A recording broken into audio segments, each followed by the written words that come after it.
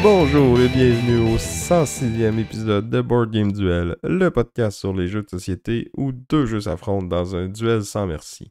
Je suis votre hôte Sam et avec moi j'ai un ouvrier qu'on sait pas trop où ce qu'on pourrait le placer mais il travaille fort, mon ami Vincent. Salut! Je manquais un petit C'est peu pas pire, t'as pas dit. d'inspiration pour celle-là. Ouais, c'était quand même pas si pire, tu sais. Ça fait plus inspiré que moi qui dis juste que je suis avec toi, tu sais. Ouais, effectivement. Donc, pourquoi je la présente comme ça, c'est qu'aujourd'hui, on n'a pas un duel, mais on a plutôt un sujet de discussion, puis on va explorer en profondeur une mécanique. Puis ça va peut-être être le premier d'une série d'épisodes. On va voir à quel point notre auditoire aime ça, là. Mais dans le fond, on va parler de placement d'ouvriers. Qu'est-ce qu'on veut dire quand on parle de ça? C'est quoi les grands jeux dans cette lignée-là? Qu'est-ce qu'on aime de cette mécanique-là? Qu'est-ce qu'on aime moins? À quelle sauce on peut l'utiliser, toutes ces questions et bien plus, mais ça va être pour plus tard dans l'émission. Avant tout ça, on va faire un retour sur notre duel de l'an passé. Puis l'année passée, c'était quoi notre... On avait un sujet aussi, Vincent, est-ce que tu te rappelles c'était quoi? Oui, c'était sur la rejouabilité. On se questionnait à savoir, est-ce que c'est important qu'un jeu ait de la rejouabilité? C'est quoi qui représente la rejouabilité? Puis à quel point il faut que tous les jeux en aient? Puis qu'est-ce qui la génère, en fait? Fait qu'on avait discuté, entre autres, que tu sais, ce qui pouvait générer de la rejouabilité, c'était des extensions, des mises en place variées, des pouvoirs qui sont asymétriques, la sélection de personnages. Sinon, il y a... Mais je pense que la principale affaire qui fait que c'est rejouable ou non, c'est qu'il faut que ça soit le fun. Parce que si ton jeu est plate, même s'il y a 20 000 façons de le setter, puis 12 personnages asymétriques, j'aurais pas le goût de le rejouer, là. C'est vrai. C'est sûr qu'un jeu pas le fun, tu vas pas vouloir le ressortir trop souvent, à moins que t'aimes pas vraiment le fun, là, mais là, je juge pas, là, mais... Ben, des fois aussi, c'est que tes amis l'aiment, fait que comme tu peux le jouer pour leur faire plaisir. Oui, il y a ça. Fait que là, Mais, tant mieux s'il y a de la rejouabilité dans ce temps-là. oui, puis on avait parlé aussi de ce qui était un peu l'inverse de la rejouabilité, tu sais, les jeux Legacy, les jeux que une fois que tu y as joué, tu vas avoir modifié les composantes, puis dans certains cas, tu ne pourras pas y rejouer. Par exemple, les jeux Exit, souvent, il faut que tu déchires ou que tu plies des cartes, puis ça t'empêche de le rejouer. Fait qu'on avait Ouais, comme... ben c'est aussi que c'est comme... C'est comme faire un escape room, là. Tu retournes pas faire la même salle deux fois, là, parce que tu vas te rappeler de toutes les énigmes, pis ça va être ben trop facile. Il y a ça, mais il y a aussi le fait que dans ce cas-ci, tu peux pas non plus le Le passer au revendre. suivant, ouais. C'est ça. Mais il y a des jeux qui ont trouvé une espèce de truc hybride, là. C'était My City, si je me rappelle bien, qui a un mode continuel une fois que tu as fini ta carte, parce que quand tu fais ta carte, tu vas mettre des collants sur ton Mhm. plateau qui vont rester, mais après ça, tu peux réutiliser ce plateau-là pour faire des parties infinies. Ben, c'est le dos du plateau, dans le fond, qui est le mode infini. Bon, je me suis trompé. Mais oui, c'est... Mais il y a beaucoup de jeux Legacy, mettons, comme Pandémie, que à la fin, tu pouvais leur jouer, faire une game de Pandémie normale sur le plateau que tu avais modifié aussi. Je pense pas qu'il y a beaucoup de monde qui font ça, mais techniquement, tu peux. Ouais. Là, à savoir si le plateau il est bien fait, là, ça dépend des games que tu as joué avant, là, parce que ça se peut que ton plateau soit pas super fun ou pas super facile, là. Je sais pas, j'ai pas joué au Legacy, je pourrais pas dire. Mais bref, on en a parlé pendant une bonne demi-heure, fait que allez écouter ça si le cœur vous en dit ou si vous l'avez pas déjà écouté. Je pense que c'est encore d'actualité, là. pour faire un segue vers qu'est-ce qu'on a joué récemment. Ben moi, j'ai pas joué à beaucoup de jeux récemment parce que mon temps de jeu des dernières semaines, il était consacré en bonne partie au salon de la Quige. Ça, pour ceux qui savent pas, ça, c'est l'Association québécoise de l'industrie du jouet. Fait que dans le fond, ils font 2 fois par année un salon où les distributeurs de jouets, mais aussi de jeux de société, sont sur place, puis ils vont présenter leurs produits qui sont nouveaux ou qui vont sortir bientôt aux distributeurs pour qu'ils puissent comme prévoir leurs achats, dans le fond. Puis il y a certains influenceurs ou certains critiques de jeux de société qui sont invités aussi. Nous, on a été invités par Asmodée cette année encore. J'étais allé l'année passée, puis je suis retourné cette année grâce à eux. Un gros merci au passage pour cette invitation-là.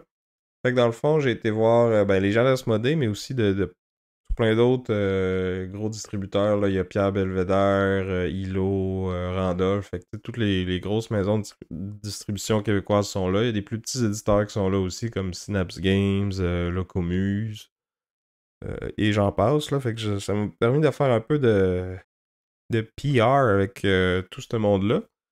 Puis aussi de me faire présenter plein de nouveautés ou de jeux qui sont même pas encore sortis.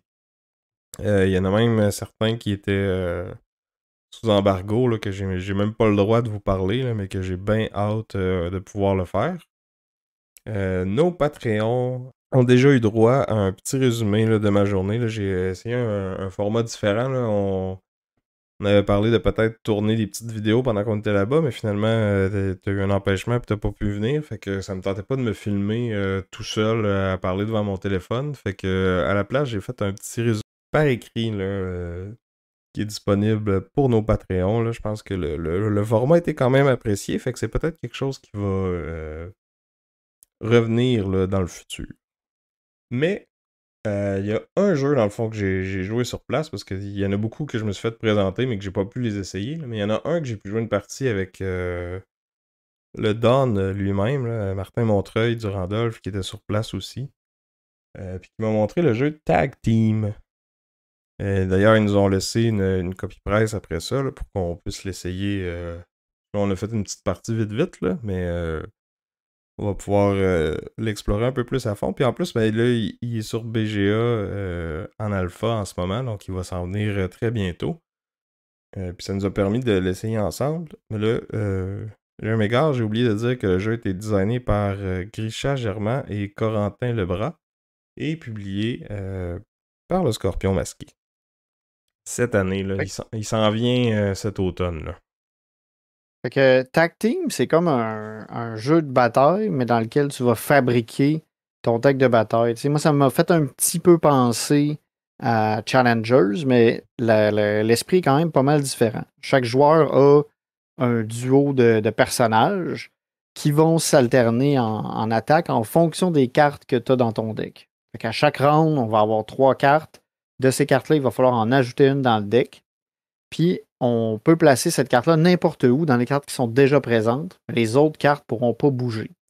Fait que, tu sais, le positionnement des cartes va juste changer en fonction de qu'est-ce qu'on ajoute dans le deck. Puis chaque personnage a comme sa petite mécanique. Il y a des bonhommes qui vont avoir plus tendance à accumuler du pouvoir, puis après ça, faire une grosse attaque.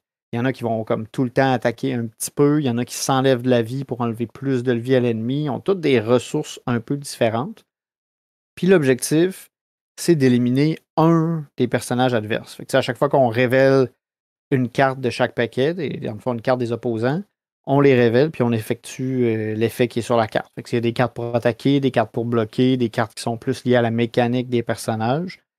Puis tranquillement, pas vite, on fait tomber les points de vie des ennemis. Puis dès qu'il y en a un qui meurt, ben l'autre joueur gagne. Puis en cas de double KO, ben c'est égalité. Peu importe si t'as tué les deux ou juste un. Ouais, je l'ai appris à mes dépens tantôt contre toi. Ouais, ça m'a réussi à tuer 2 de mes personnages pendant que j'en ai tué un, mais c'est tombé à égalité à cause de cette règle-là. C'est ça. Chaque personnage est vraiment pas mal différent. Tu sais, j'en avais un qui avait une espèce d'armée de bateaux, puis à mesure que j'accumulais des bateaux, ses attaques changeaient ou avaient des effets différents. Fait que, au début, je faisais mal, mais plus tard dans le game, je vais me soigner. Puis après ça, je fais une méga grosse attaque. J'avais un autre personnage qui se faisait mal à elle-même pour pouvoir donner du pouvoir à son acolyte. J'ai un personnage qui avait une espèce de jeton qui flippait, puis qu'en fonction du côté du jeton, ben j'avais soit une attaque, soit du soin. Puis, tu sais, ça fait que pour un petit jeu où tu vas finalement avoir un deck qui va peut-être avoir 8 cartes, il y a beaucoup d'actions, il y a beaucoup d'affaires qui se passent, puis tu sais, c'est de vraiment placer ces cartes dans le bon ordre pour que tes pouvoirs synergisent les uns avec les autres, puis aussi pour pouvoir nuire à ton opposant. Tu sais, placer le bloc à la bonne place pour décaler les attaques, puis aligner tes blocs pour les attaques de l'autre. Tu sais, il y a comme un peu Il y a du de mind game lecture. pas mal. Ouais. Puis, tu sais, tu parlais de Challenger, je pense que c'est une bonne comparaison, mais une autre inspiration claire du jeu, c'est les jeux de combat, tu sais, les jeux vidéo, là, la Street Fighter ou Tekken ou ces affaires-là, où ce que tu sais, c'est comme t'as des comptes, t'essaies de deviner ce que l'adversaire va faire, puis de te timer pour faire. Tu sais, il y a comme une espèce de roche-papier-ciseau de comme attaque, bloc, capacité spéciale un peu funky, si tu veux, là. Si je mets un bloc, mais que toi que t'as pas mis d'attaque, ben mon bloc sert à rien. Mais si toi t'as mis une attaque, moi que je mets un bloc, c'est ton attaque qui sert à rien.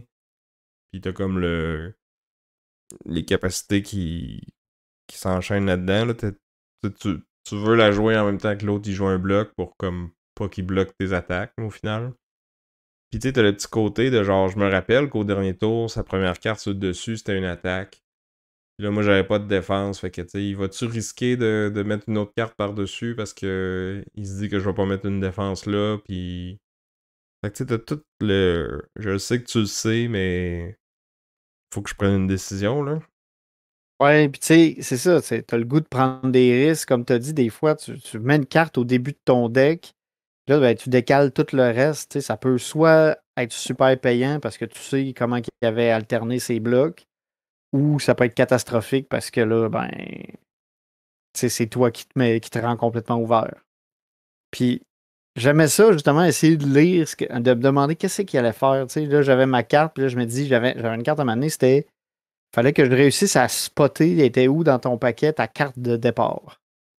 Si je réussissais à aligner ma carte avec ta carte de départ, je te faisais 4 dégâts. Fait que tu sais, c'était quand même fort. Sauf que là, c'est de gager, bon, là, il va-tu essayer de jouer une attaque avant, après, puis de placer ça pour que ça fitte, parce que la carte que j'avais en plus, c'est que si ça se met à t'écaler trop loin, elle sert vraiment plus à rien, cette carte-là. Fait Ouais, que c'était un truc mais assez. 4 dégâts, c'est énorme, là. Tu sais, c'est vraiment une grosse attaque. Tu sais, les personnages ont comme...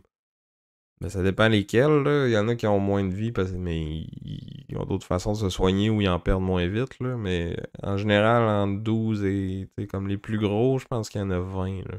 Fait que 4 de dégâts, c'est un personnage qui en a 20, ça baisse vite, là. Ça fait mal. Puis, tu sais, si tu la places bien, cette carte-là, ben, tu sais, c'est un 4 de dégâts que tu refais à répétition, Ouais. en plus des autres dégâts. Mais ouais, moi, j'ai trouvé ça cool. J'ai envie de te dire que ça serait, en termes de complexité et stratégie, j'ai envie de dire qu'au niveau des règles, c'est pas mal un 1. Tu sais, c'est vraiment facile à prendre en main, c'est pas compliqué, là. 1 ou 2, pas plus, là. Mhm. Puis après ça, niveau stratégie, je dirais que c'est trop. Faut que tu planifies bien l'ordre de tes attaques, où c'est C'est que tu vas quoi, t'as placer dit? tes cartes dans ton deck. Ça serait. Excuse, ça serait C. Ok. Ouais, Euh, ouais, j'ai dit 1-3, mais c'est 1C. ouais. Euh, je dirais peut-être plus un B, parce qu'en même temps, t'as pas...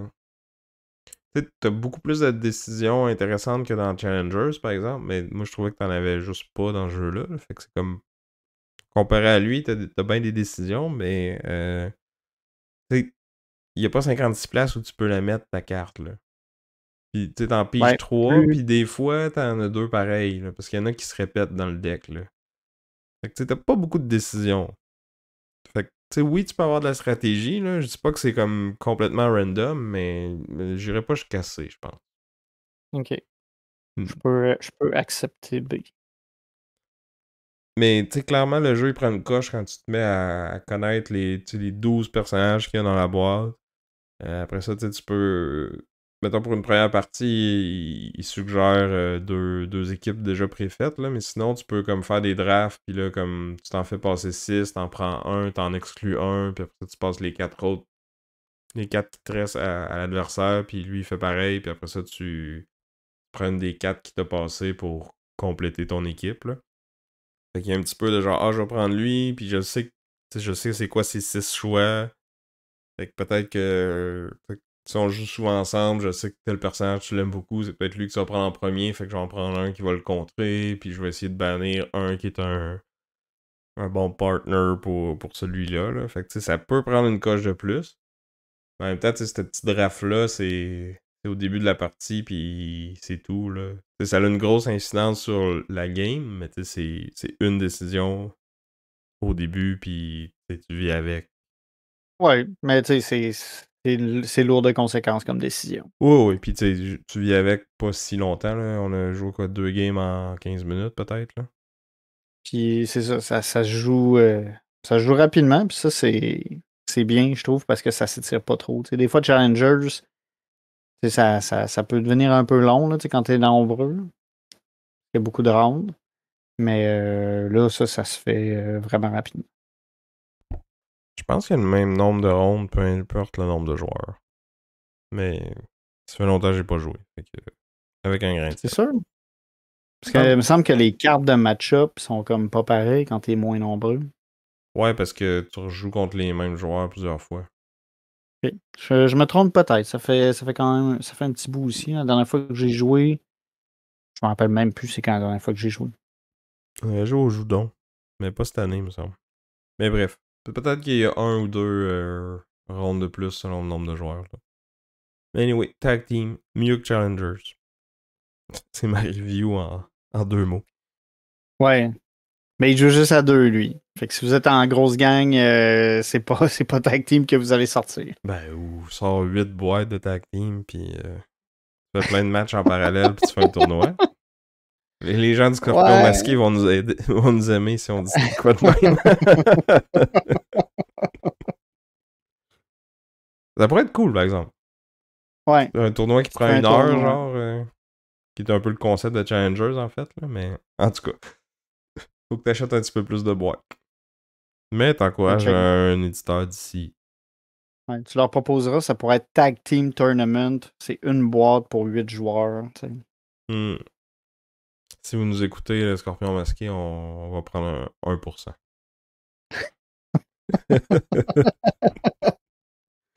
On n'est pas trop cher, hein, quand même. Non, c'est pas super. Pis toi, Vince, à quoi t'as joué récemment? Ben, moi, c'est drôle. J'ai décidé de déterrer un jeu. J'ai joué à Lords of Ragnarok, mais en mode solo. Tu sais, on avait joué une fois ensemble, puis tu sais, on avait un peu. On n'avait pas trippé, mettons. Tu sais, on avait trouvé qu'il y avait quand même des failles, puis on était resté un peu sur notre faim, malgré des attentes quand même élevées.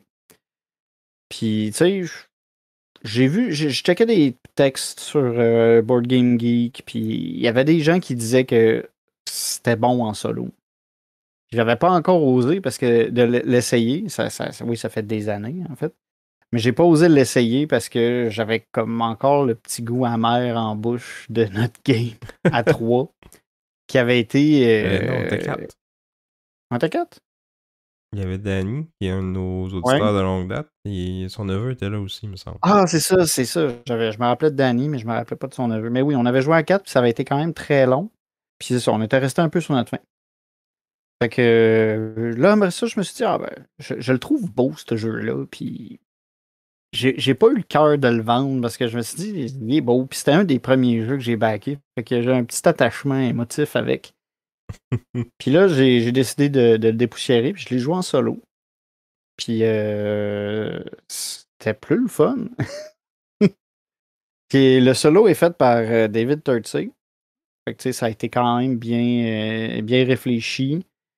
Tu choisis un autre héros, dans le fond, qui va représenter le follower de Surtur. Surtur, c'est comme un démon qui veut comme causer Ragnarok. Puis, selon le héros que tu prends, il y a vraiment une personnalité, puis il va viser un objectif différent. Puis là, tu crées un deck de cartes d'action, puis ça fait que tu peux comme jouer différentes games parce que chaque personnage a vraiment sa petite spécialité. Puis, il est pas tout à fait prédictible parce que tu as toujours comme 3 cartes qui sont affichées. Puis, tu roules un dé qui va se placer sur une de ces 3 cartes-là. Puis, le dé, il n'a pas les mêmes probabilités pour chaque carte dans quelle position. Puis, tu sais, ça boucle puis ça cycle. Puis, j'ai trouvé ça quand même cool. J'ai trouvé ça bien.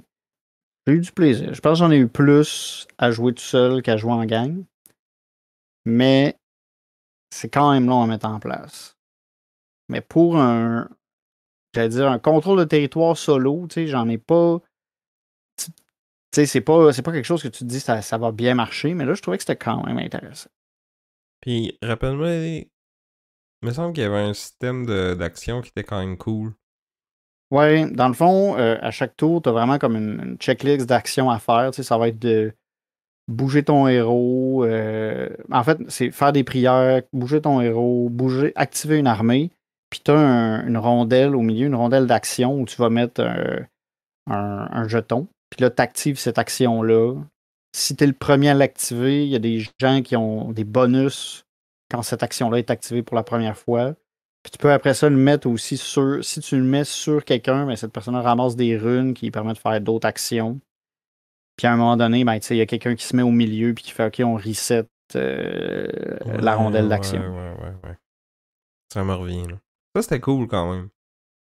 C'était intriguant, c'était intéressant comme concept.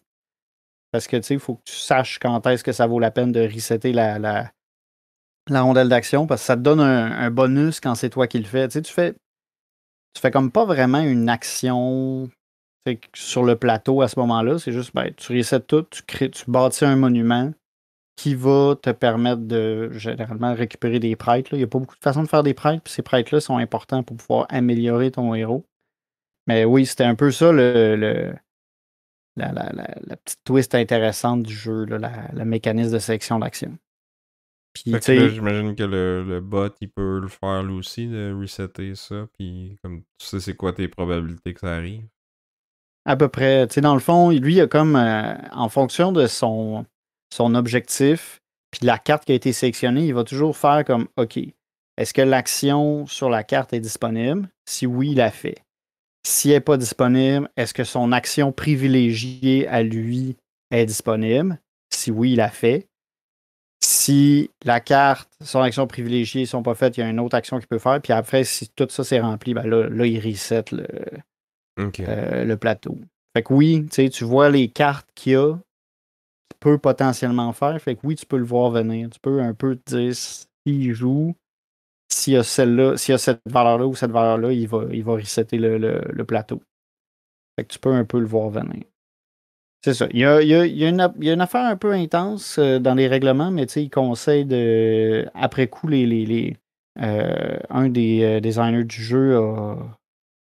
Un des designers, en fait. Le designer du jeu a proposé quelques amendements à ses règles solo pour simplifier un peu le gameplay. Là. Parce que ce qu'il y avait de particulier, c'est que les unités du follower se déplacent d'une certaine façon. Mais ça fait qu'il va avoir tendance à laisser beaucoup de territoire vide. Fait qu'ils ont. Pour comme faire en sorte que tu puisses pas trop comme juste passer derrière lui puis ramasser tout. Là. Il y a comme une espèce de mécanisme qu'il peut se défendre. Il peut comme aller chercher une armée adjacente pour se protéger. Ok. Parce que sinon, c'est ça, là, lui, il se promène, il court partout. Là. En fait, dès qu'il peut prendre un territoire, il le prend. Fait qu'il réfléchit pas tant. S'il n'y a pas d'égalité entre deux territoires, puis qu'il se dit OK, je peux aller là ou là, il fait juste prendre puis avancer. Ok. Fait qu'ils ont rajouté ça pour éviter que. C'est ça. Que le plateau se vide, puis. Puis toi, tu peux beaucoup profiter du fait que lui, il claire les zones pour que toi, tu fais juste les prendre derrière lui. Là. Puis, ça venait-tu avec le jeu de base, le mode solo? Ou il a fallu que tu achètes une expansion en plus? Le mode solo, ouais, il est dans le jeu de base. J'allais dire, là, j'ai la page devant moi, fait que le jeu de base, la version solo est par défaut dedans. Ok. Sinon, c'était dans un stretch goal, mais il est dedans. Là. Si on regarde la page, il est là. Fait que c'est ça. C'était un peu de dépoussiérage de Kallax, puis j'ai trouvé ça le fun. Fait que c'était Lords of Ragnarok qui était sorti en 2023, designé par Adam Kwapinski, publié par Awaken Realms. Puis c'était une réimplémentation de Lords of Hellas, qui était un peu le même. Qui avait un peu. Certaines mécaniques revenaient, sauf que là, on était dans un univers plus grec. Il y avait eu des meilleures reviews que Lord of Ragnarok, celui-là. Globalement, oui. De mémoire. Puis c'était No Puns Included, l'avait sauvagement reviewé à sa sortie. Ragnarok, ça? Ouais. Ouais, je me rappelle que So Very Wrong About Games aussi avait comme détesté aussi. Puis code de complexité? C'est 4C. Il y a beaucoup de règles, beaucoup d'actions différentes. Là. Tu sais, c'est pas mal complexe à apprendre puis à montrer. Mais niveau stratégie, il y a quand même pas mal d'options. Tu as comme t'as comme 4 façons différentes que la game se finisse. Mm-hmm. Puis il y en a qu'il faut que tu planifies vraiment d'avance. Tu sais, comme si il y a un boss sur la carte, si tu veux dire que tu veux gagner en tuant le boss, ça prend beaucoup de planif, puis faut que tu fasses ça. Genre, tu focuses là-dessus all the way. Puis sinon, c'est regarder comment la carte évolue pour choisir une autre des façons de gagner. Ouais. Non, je me rappelle que le teach avait été long. Ouais. Les aides de jeu étaient quand même claires. Fait que c'était pas si pire. Mais c'est ça, plein de petits points de règle un peu plus fiddly, là. Ouais, ben, j'ai envie de dire c'est pas si fiddly dans le sens où il y a peut-être les combats contre les monstres là, qui sont un petit peu plus fiddly, mais le reste, c'est quand même assez straightforward. Tu bouges, t'attaques, tu ramasses ci, tu ramasses ça, tu fais ça. C'est juste qu'il y en a beaucoup. Puis t'as beaucoup de choix tout le temps. Ouais. Mais tu parlais de t'as pas joué à beaucoup de solos qui ressemblent à ça, mais la façon que t'en parlais, moi, ça me rappelle un peu Black Rose Wars qu'on a parlé il y a 2 épisodes. Tu disais que tu l'avais essayé en solo aussi. C'est un autre gros jeu avec plein de mini, puis un peu axer ses combats, mais avec... Mettons que tu veux jouer en solo, lequel des deux tu prends? Ben, j'ai envie de dire que tu vas pas chercher la même chose. C'est Black Rose Wars, Black Rose Wars est beaucoup plus rapide à jouer en solo. T'as l'aspect programmation qui est cool. Lords of Ragnarok, c'est un peu le dudes on a map tout seul, mais je pense que je jouerais plus à Black Rose Wars. Juste parce que c'est beaucoup plus vite en solo. Ouais. Je pense que je jouerais plus à Black Rose Wars qu'à Lords of Ragnarok. Puis ça t'a-tu donné le goût de le rejoindre en multijoueur? Je sais pas. Je suis perplexe, là. Il y a une petite partie de moi qui a le goût. Ça serait peut-être pas avec toi. C'est juste parce que t'as payé tellement cher pour ce jeu-là puis qu'il faut que tu rentabilises? Ou c'est parce qu'il est vraiment intéressant? Option 1. C'est bon, c'est tout ce que j'ai besoin de savoir. Tu joueras avec quelqu'un d'autre, ouais. Ouais, c'est ça. Mais ouais, mais il est beau, là. Ça, oui. Fait que c'est ça. Mais oui, je vais le faire essayer à quelqu'un qui l'a peut-être jamais, qui l'aura pas essayé, peut-être. Ou quelqu'un qui l'aime. Si t'en trouves un. Bon, fait que maintenant, on va passer à notre événement principal. Les placements d'ouvriers. Qu'est-ce que ça mange en hiver, ça, un placement d'ouvrier, Vincent? Ben, un placement d'ouvrier, en fait, c'est un peu une façon de drafter des actions. C'est qu'on va utiliser un ouvrier ou un worker qu'on va placer sur une action donnée. Cette action-là, en même temps, on la réserve. Fait que c'est juste nous qui peut la faire.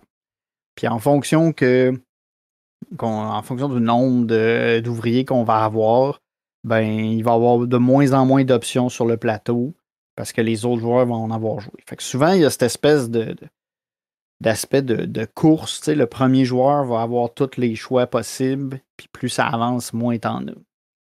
Dans un round. Puis là, dans un round. Puis là, Sûr. éventuellement, ben, tu récupères tes ouvriers, puis tu vas les remettre, puis tu boucles comme ça. Fait que ça, c'est pas mal la plus petite définition, la plus simple définition du placement d'ouvriers. La mécanique en question aurait été utilisée la première fois dans le jeu Keydom, qui fait partie de la série des Keys. Puis Keydom était sorti en 1998. Si on regarde sur Board Game Geek, il est coté 6.8. Fait que tu sais, comme peut-être pas super populaire, mais tu sais, après ça, cette mécanique-là a été de plus en plus réutilisée puis reprise pour avoir quand même beaucoup, beaucoup de succès parce qu'il y a énormément de jeux de worker placement. Là. Si on regarde juste sur Board Game Geek, dans la catégorie, aujourd'hui, il y en a 3873. Ça inclut par contre des extensions puis tout ça. Fait qu'un petit bémol sur ce chiffre-là, mais il y en a beaucoup. Puis il y en a qui vont garder un peu l'aspect plus classique, plus facile, où on va juste comme, placer notre worker puis faire des actions. Puis il y en a qui vont rajouter des twists par-dessus ça. Il y a les ouvriers spécialisés qui reviennent, là, comme on avait parlé dans un duel, entre autres avec Lancaster contre Anachronie, qui sont à la base des déplacements d'ouvriers, mais là, les ouvriers sont pas tous égaux. Il y en a qui vont avoir des rôles spécifiques ou qui vont avoir des valeurs associées à eux qui vont changer un peu la donne au niveau de la sélection des actions. Tu parlais tantôt aussi de comme quand tu vas faire une action, il y a juste toi qui peux la faire. Il y a certains jeux qui vont mettre des petits twists là-dessus. Peut-être que tu peux y aller quand même, mais t'as un coût supplémentaire. Ou des fois t'as comme deux types de workers, un grand qui peut aller n'importe où puis qui est pas bloqué, ou un plus petit qui le fait pas. Là. T'as des jeux comme Tusk Viticulture, je pense, qui fait de quoi de même. Il y en a d'autres aussi, là. Pendulum.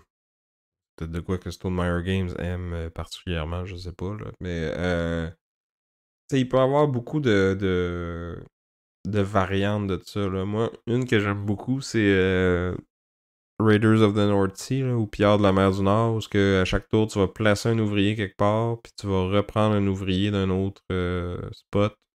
Puis dans le fond, tu fais les actions des deux spots. Fait que les ouvriers sont pas à toi, sont comme partagés par tous les joueurs. Fait que faut que tu fasses attention à où ce que tu mets parce que ça ouvre des opportunités aux autres de les reprendre. Puis les ouvriers sont pas tous pareils non plus. Là. Ils ont différentes couleurs. Puis là, selon la couleur, ils vont être plus ou moins. Il y a des endroits, mettons, que selon la couleur de l'ouvrier qui est là, ben, l'action va être plus ou moins forte. Ou il y a même certains endroits où il faut absolument y aller avec un ouvrier d'une certaine couleur. Ou sinon, tu peux carrément pas y aller du tout. Là. Il y a aussi, tu sais, là, on disait que souvent, quand tu mets ton ouvrier, tu fais l'action, mais des fois, il y a des variantes où tu vas pas faire l'action tout de suite, où tout le monde va placer ses ouvriers, puis après ça, chaque endroit va être résolu dans un ordre prédéterminé. Fait que, tu sais, on a Alchemist, entre autres, qui va comme Mhm. ça, où on fait juste comme réserver l'action, puis dans l'ordre des actions, après ça, tout va s'effectuer. Dans le même genre, il y a aussi Dominant Species qui va avoir cette gimmick-là. Il y a Boss aussi. Euh, oui, Puis Boss, en plus, il y a la particularité que t'as 20 ouvriers au début de la partie, puis ils les récupèrent jamais. Fait qu'un coup qu'ils ont fait leur action, ils s'en vont, puis là, quand t'en as plus, ben, tu fais plus d'action. Ben, mais tu pourrais toutes les dépenser au premier tour, en théorie. Ça serait sûrement pas une bonne idée, là, mais tu pourrais. c'est ça que j'allais dire. Si vous avez déjà joué à Boss, vous savez que vous ne devez pas faire ça.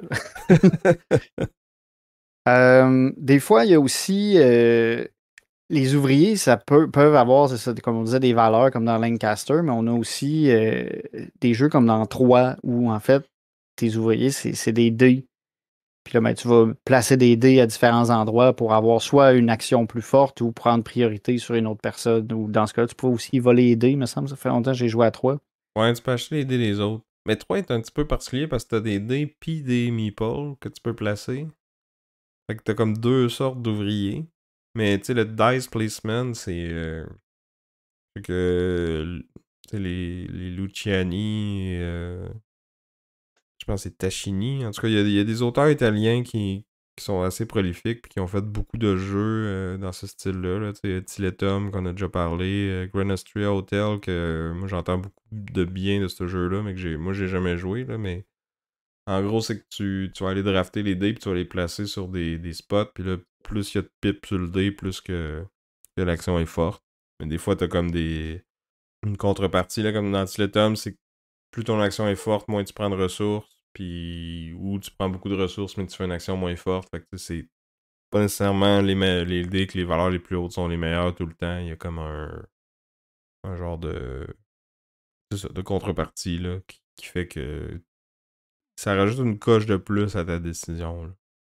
Ouais, puis dans le même genre, j'ai envie de dire, il y a Unsettled où tu vas placer justement des dés sur des actions, sauf que là, le plateau d'actions est pas totalement partagé. Tu as tes actions à toi, mais tu as des actions communes, puis c'est, comme on dit, c'est des dés, puis le nombre de pips. En fait, tes dés ils se fatiguent à la longue, puis il faut que tu les recharges.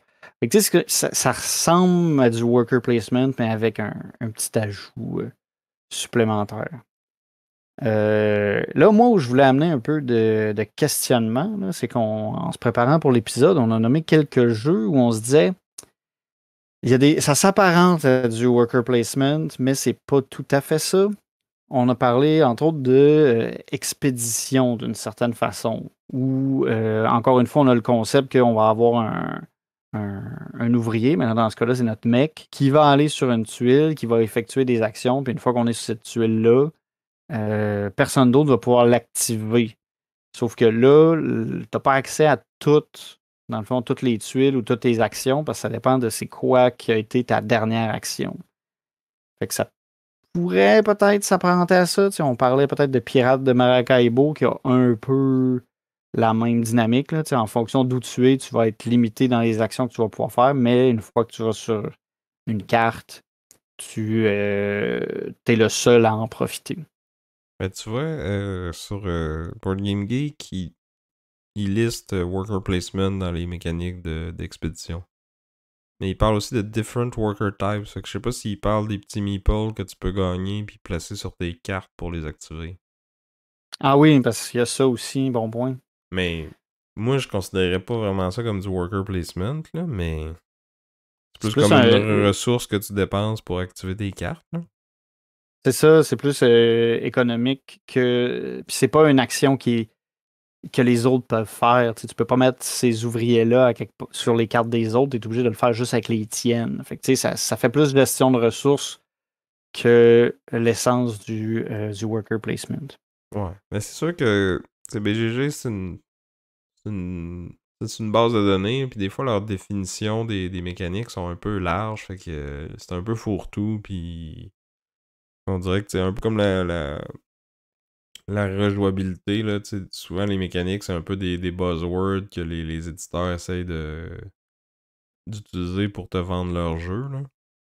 Et tu sais, placement d'ouvriers, c'est quand même de quoi, on l'a dit tantôt, au-dessus de 3000 jeux, là, c'est une mécanique qui était très très populaire, fait que je pense que c'est un bon argument de vente, là. Ouais, c'est quand même un style de jeu, je pense, qui est intéressant pour bien du monde. Là. Parce que ça fait que en début de round, tu as beaucoup d'options, il faut que tu réfléchisses à ça, puis après ça, tu rajoutes un peu de contraintes. Puis tu sais, ça crée de la friction entre les joueurs parce que tu peux jouer pour toi, mais tu peux aussi jouer pour bloquer quelqu'un d'autre. Fait que tu as une forme d'interaction, tu as un peu tu sais, des fois, on parlait dans les jeux de draft, tu sais, tu peux faire du hate draft. C'est que tu vas prendre une carte, pas parce que toi, tu avantage, mais c'est parce qu'elle avantage trop quelqu'un d'autre. Mais tu peux faire un peu ça avec le worker placement, puis aller te placer à un endroit où est-ce que tu sais que l'autre joueur, s'il va, il va faire beaucoup de points.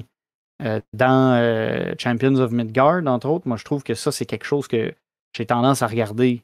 Ben, toi, je le sais, tu vas tout le temps chercher les maudites cartes objectifs. Ben, des fois, je vais là, mais pour t'empêcher d'y aller, tu sais. Mais en même temps, c'est bon pour toi parce que ça te permet d'avoir des façons de scorer des points aussi, là. Oui, oui, oui. Mais tu sais, c'est à prendre en compte. Il faut que tu regardes les actions des autres, puis tu peux bloquer les autres en plaçant ton ouvrier à la bonne place. Ça rajoute de l'interaction sans être. Tu sais, c'est comme une compétition parce que un coup que quelqu'un l'a pris, personne d'autre peut y aller. Mais c'est pas genre du dans ta face comme tu sais, un jeu où que tu pourrais détruire l'engin de quelqu'un ou y voler ses ressources ou l'attaquer carrément. Là. C'est ça. C'est de l'interaction euh, non violente, j'allais dire, là, non agressive. Ouais, c'est. Ben, moi je dirais que c'est Mais passif-agressif. ouais, ouais. Surtout si tu hates un spot. Vraiment.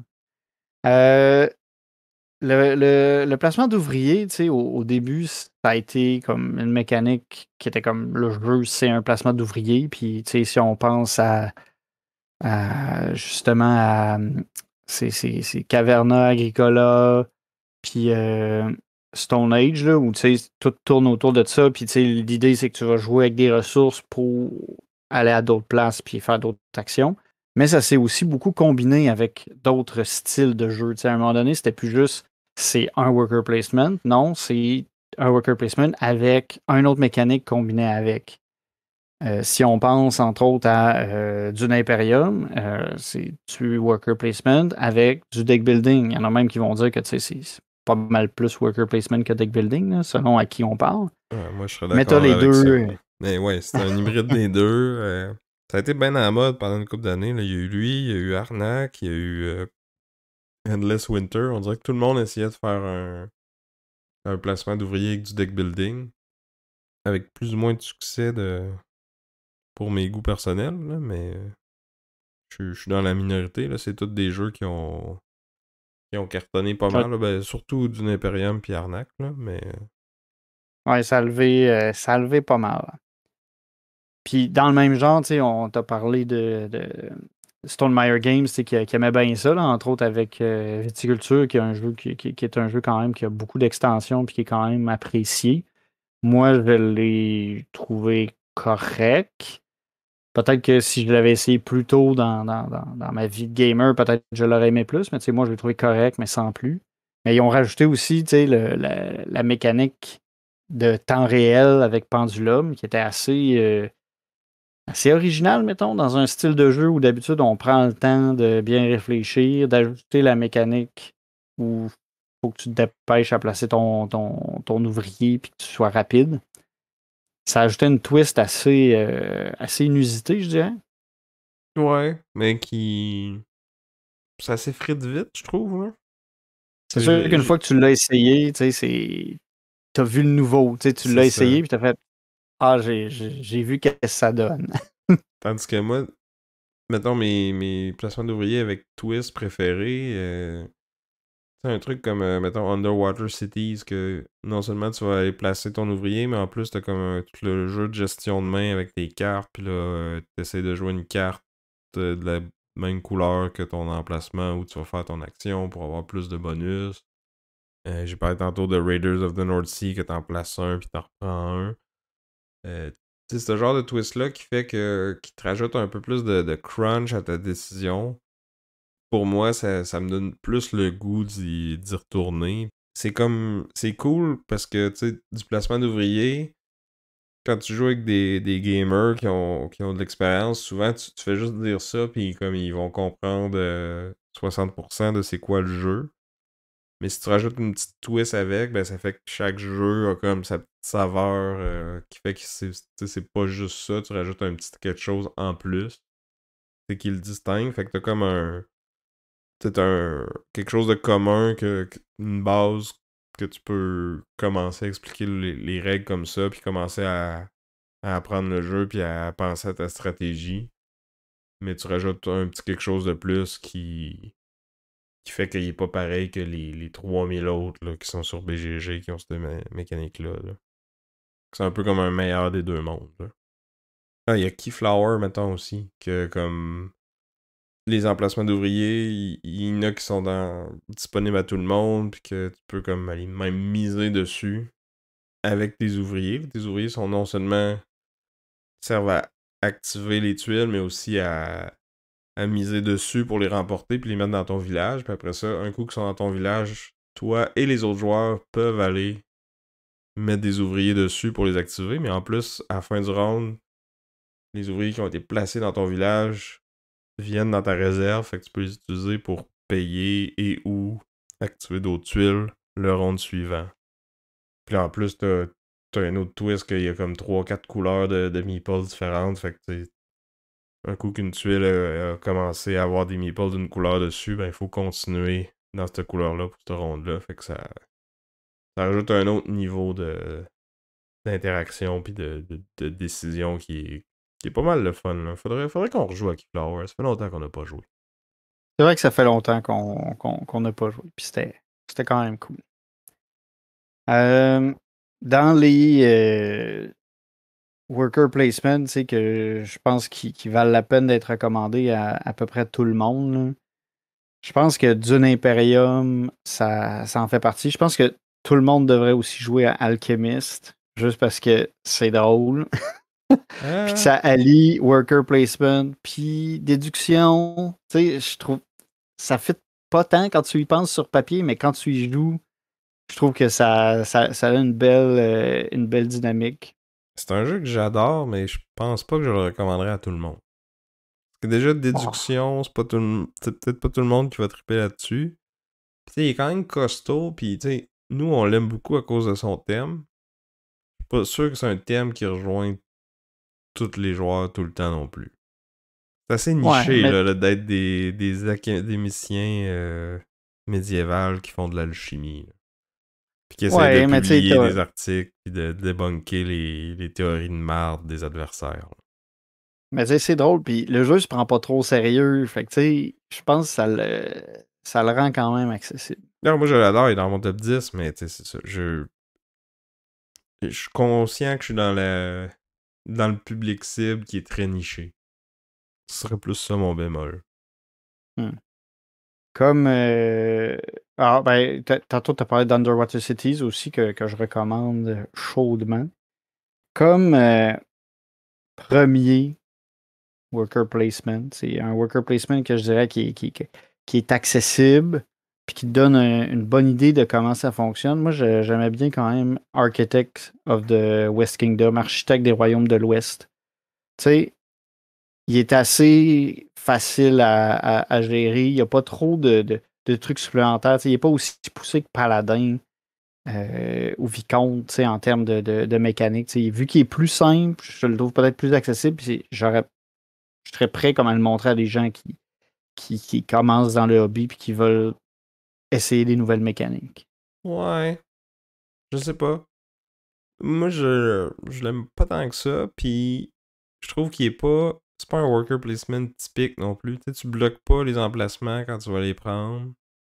Tu sais, oui, il y a des concepts de genre, je vais à quelque part, je fais des ressources, j'utilise mes ressources pour construire des buildings. Tu sais, ça, c'est... T'as vu ça dans plein d'autres jeux, mais... Tu sais, tu bloques pas les spots aux autres, là. Non, mais il faut qu'ils en mettent plus d'ouvriers. Fait que, tu sais, d'une certaine façon, ils pardonnent un peu.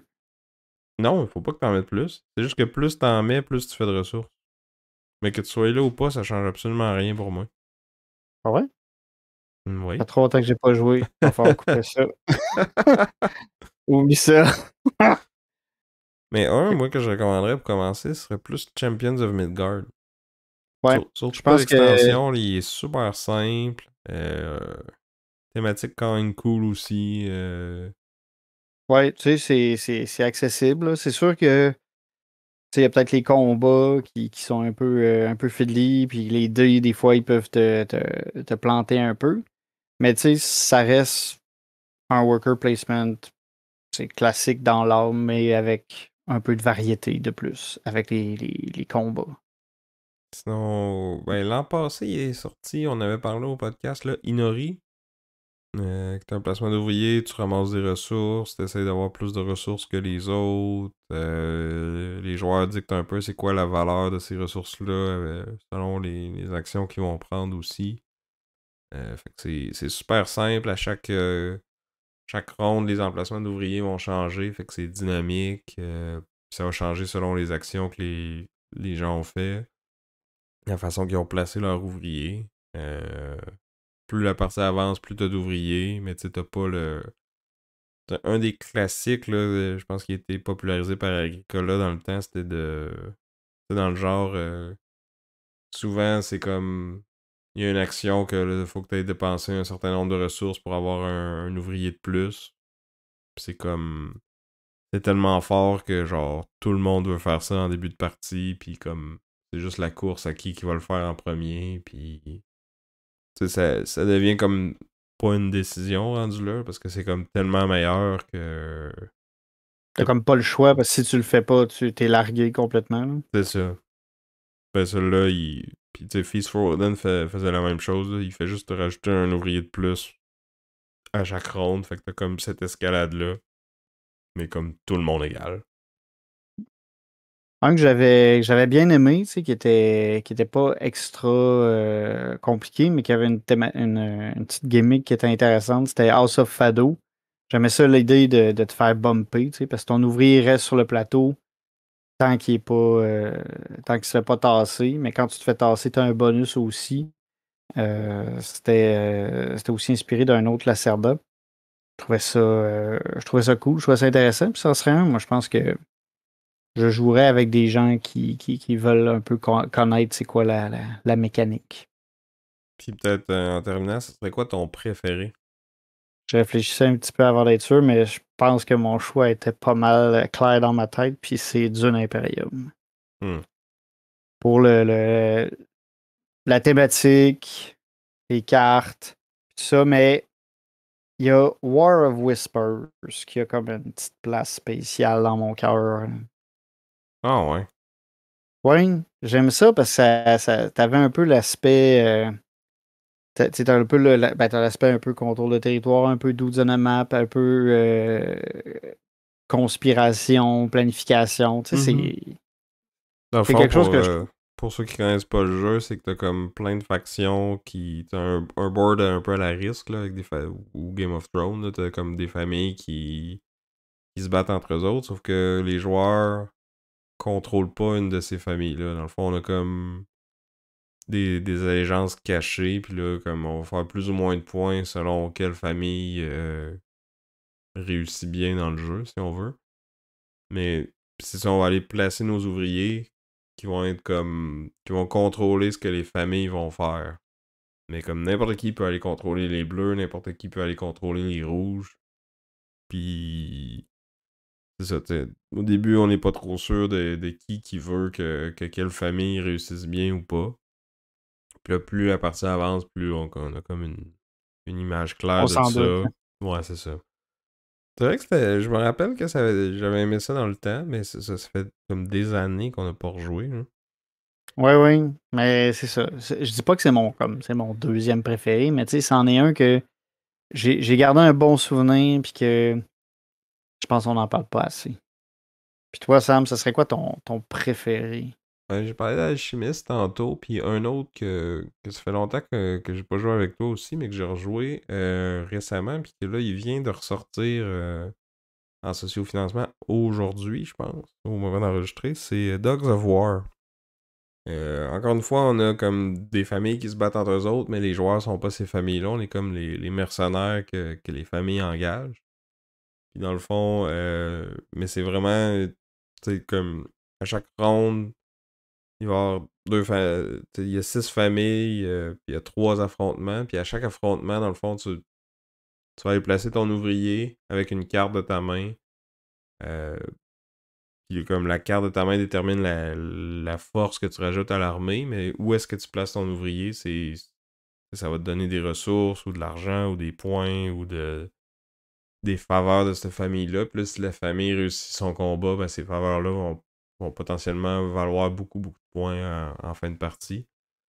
Mais celui-là, il est comme plus ouvert que War of Whisper, là. Au début, tu reçois comme une carte qui compte comme 2 faveurs d'une famille, là, mais après ça, selon comment tu joues, tu vas en accumuler plus. Fait que il y a moyen de voir qui est investi dans quelle famille, puis qui va pouvoir s'en payer le plus, là. Mais j'aime, c'est ça, cette petite twist thématique-là, puis comme un placement d'ouvrier super serré, mais aussi t'as comme un peu de...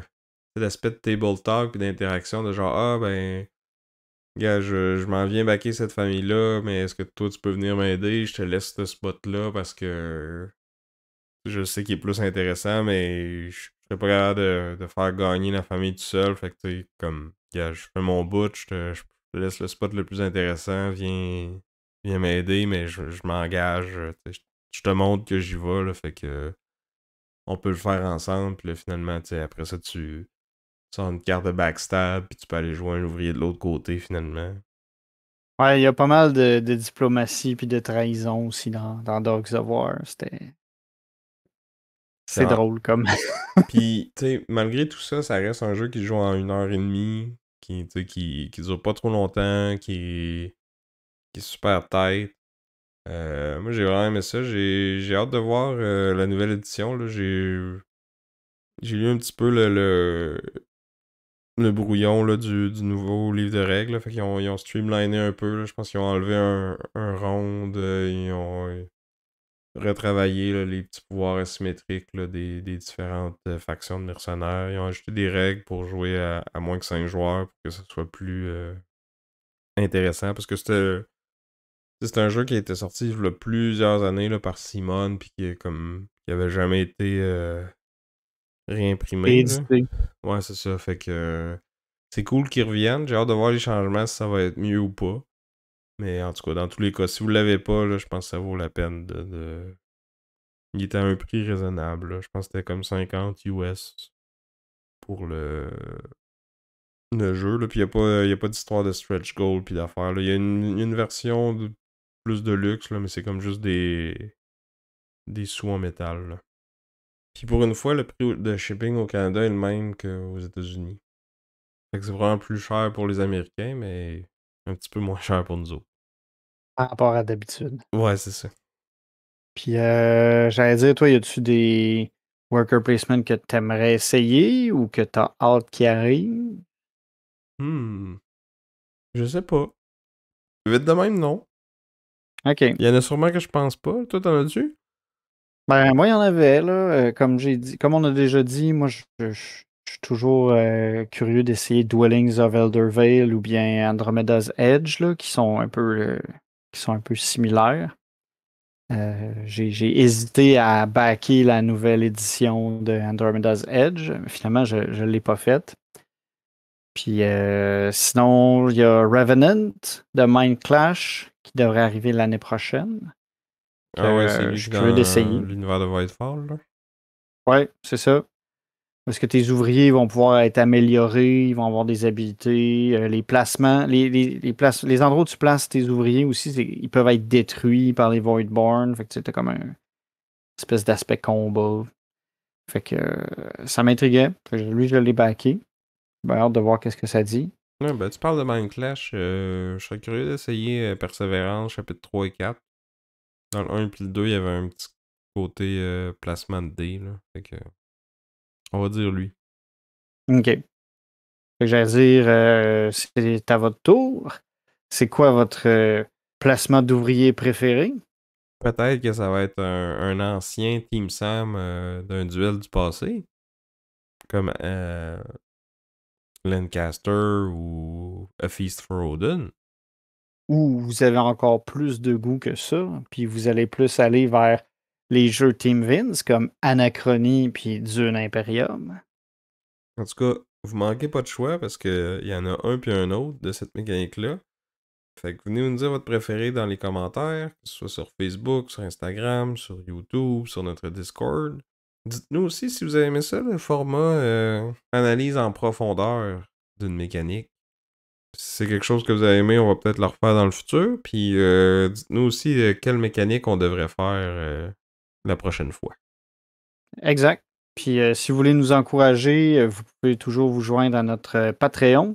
Vous aurez accès à nos segments en dessous de la table, puis à des épisodes bonus pour un petit montant par mois. Vous pouvez aussi afficher vos couleurs en allant sur notre spread shop, où vous pourrez avoir des t-shirts, des gilets, puis même des vêtements pour bébé à l'effigie de Board Game Duel. Ou sinon, vous pouvez juste partager la bonne nouvelle quand vous voyez un post sur Facebook ou whatever qui demande des recommandations de podcasts de jeux de société. Une petite mention de notre nom, ça fait toujours du bien. Ou partager avec votre groupe de gamers. Là. Ah ouais, ce jeu-là, là, je l'ai entendu parler sur un podcast que j'écoute. Là, tu devrais checker ça. Je suis tout le temps hashtag Team Sam. Là. L'autre, il n'y a pas rapport. Oh my God. J'allais dire désagréable, mais non, t'es pas un auditeur désagréable. Si jamais c'est ton cas, je respecte, c'est correct. Peut-être que je suis un peu en désaccord avec toi, mais j'ai quand même du respect pour toi. Fait que, puis dans tous les cas, ben, je te remercie de ton écoute. On remercie aussi Chrysalis pour notre chanson thème. Et sur ce, j'étais Vince. Et je suis encore Sam. On vous dit à plus. Bye!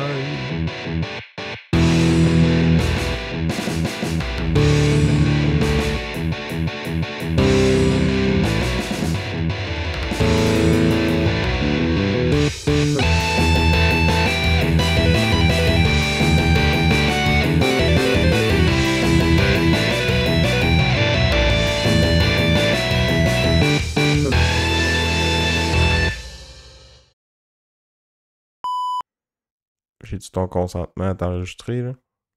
Oui, tu as mon consentement à enregistrer cette fois-ci.